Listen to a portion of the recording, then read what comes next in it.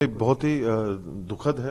ये बिल्कुल भी नहीं होना चाहिए। गुंडागर्दी करके सड़कों के ऊपर ऐसे मसलों को लाकर अपनी शक्ति प्रदर्शन करके अपनी जिद को, अपनी मनमानी को मनवाने का जो प्रयास किया जा रहा है, ये बिल्कुल भी ठीक नहीं है। कानूनी तरीके से, सामाजिक तरीके से, परंपरा तरीके से आप किसी भी नज़रिए से देखें तो ये सिर्फ एक दर्शन की बात थी। धूनी माता धूनी का स्थल यहाँ जब हुआ जब उदयपुर बसा है।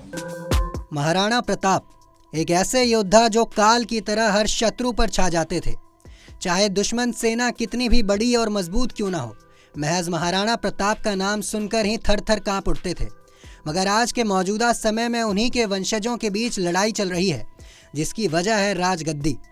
आइए आपको समझाते हैं क्या है पूरा मामला। दरअसल सोमवार के दिन राजस्थान के उदयपुर मेवाड़ राजवंश के राजा के तौर पर विश्वराज सिंह मेवाड़ का राज तिलक किया गया और फिर विश्वराज सिंह के छोटे चाचा अरविंद सिंह और उनके बेटे लक्ष्यराज सिंह ने इसे गैर कानूनी करार दे दिया। इसके बाद दोनों के बीच जंग छिड़ गई और ये लड़ाई सड़कों तक उतर आई। इस विवाद को जानने के लिए इसके पीछे का इतिहास जानना बेहद ज़रूरी हो जाता है। आपकी जानकारी के लिए बता दें कि मेवाड़ का चित्तौड़गढ़ किला मेवाड़ राजवंश का अहम ठिकाना है। इस किले को लेकर मुगलों और महाराणा प्रताप के बीच जंग छिड़ गई थी। वहीं गौर करने वाली बात यह है कि आज इसी किले के लिए दो भाइयों में लड़ाई चल रही है, जिनके नाम है विश्वराज सिंह और लक्ष्यराज सिंह। बता दें कि विश्वराज सिंह के पिता का नाम महेंद्र सिंह और लक्ष्यराज सिंह के पिता का नाम अरविंद सिंह है। महेंद्र सिंह अरविंद सिंह के बड़े भाई थे, जिनके पिता भगवत सिंह थे। साथ ही साथ ये जानना भी बेहद ज़रूरी है कि भगवत सिंह आखिरी महाराणा थे। वहीं आज़ादी के बाद राजशाही को ख़त्म कर दिया गया, तो राजघराने की परंपरा को आगे बढ़ाने के लिए भगवत सिंह ने एक ट्रस्ट बनाया, जिसका नाम रखा गया महाराणा मेवाड़ चैरिटेबल फाउंडेशन, जो मेवाड़ राजघराना चलाने लगा। भगवत सिंह ने इस ट्रस्ट की सभी जिम्मेदारी अपने छोटे बेटे अरविंद सिंह को दे दी, जबकि बड़े बेटे महेंद्र सिंह को इस ट्रस्ट से दूर रखा गया। इसको लेकर दोनों भाइयों में लड़ाई शुरू हो गई। ऐसे में अरविंद सिंह ट्रस्ट चलाते हैं तो लक्ष्यराज सिंह पर इस ट्रस्ट की जिम्मेदारी आ गई। इसके जरिए ही राजघराने को चलाया जा रहा है। इसी की वजह से अरविंद सिंह का दावा है कि उनका बेटा लक्ष्यराज सिंह ही मेवाड़ राजवंश की गद्दी का असली राजा है। तो वहीं दूसरी तरफ महेंद्र सिंह भगवत सिंह के बड़े बेटे थे। ऐसे में वो अपने आप को मेवाड़ राजवंश की गद्दी का सच्चा हकदार बताते हैं। दिलचस्प बात है कि अब उनके बेटे विश्वराज सिंह ने भी खुद को महाराणा घोषित कर दिया है। इसी की वजह से राजघरानों से समर्थन के बाद 25 नवंबर की तारीख को विश्वराज सिंह ने खुद को महाराणा घोषित किया और अपना राज तिलक किया, जिसमें सभी परंपराएं निभाई गईं। बता दें कि इसी साल 10 नवंबर को महेंद्र सिंह का निधन हो गया था।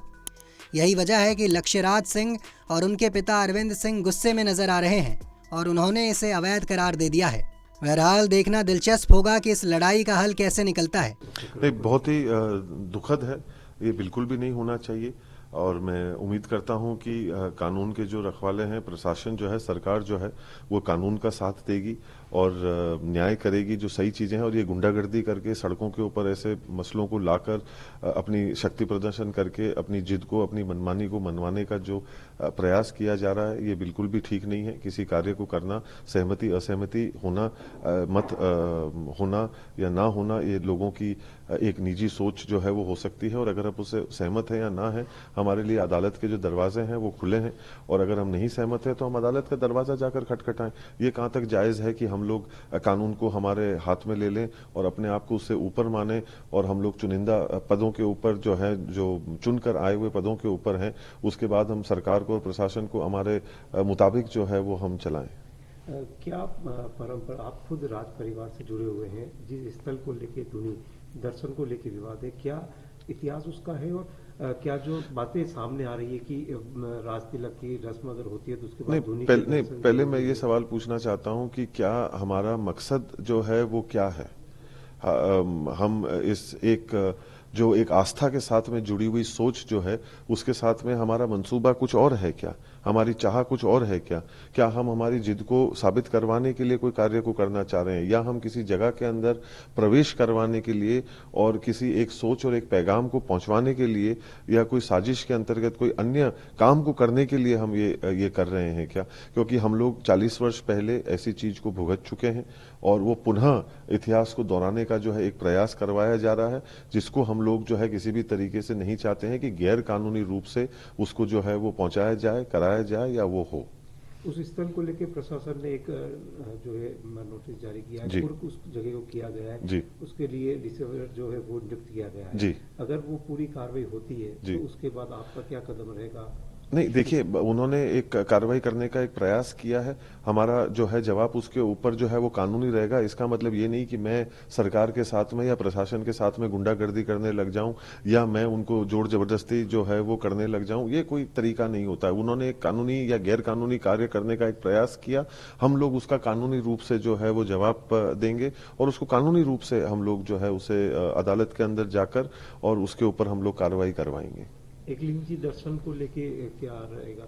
देखिए, वो अफवाहें जो है वो फैलाई जा रही हैं, ये बिल्कुल गलत है, बेबुनियादी हैं, बिना सर पैर की हैं। आप लोगों के माध्यम से मैं उसको दुरुस्त करना चाहता हूं कि एकलिंग मंदिर जो है वो ना तो पहले पूर्व में जो बंद था, ना अभी बंद है और ना कभी किसी के दर्शन के लिए जो है ये कहा गया है कि वो दर्शन नहीं कर सकते। एकलिंग का मंदिर सभी के लिए खुला है। सभी जो है वो दर्शनार्थियों का जो है वो स्वागत है, जो एक अनुशासनिक तरीके से, एक जिम्मेदार तरीके से जो है वो आराध्य देव परमेश्वर जी महाराज श्री एकलिंगनाथ के दर्शन करने के लिए जो हाजिर हो रहे हैं वो बिल्कुल पधारें, जिम्मेदारी से पधारें और अनुशासन का और कानून का ख्याल रखते हुए पधारें। सभी का स्वागत है। क्या एक्शन लिया गया है जिला प्रशासन की? मेरा ये कहना है कि जो कल जो हम सिर्फ दर्शन के लिए जाना चाहते थे और जिला प्रशासन न कर पाई थी, तो मेरा तो ये एक तो कहना है कि जो जिला प्रशासन ने किया है वो काफ़ी किया नहीं है।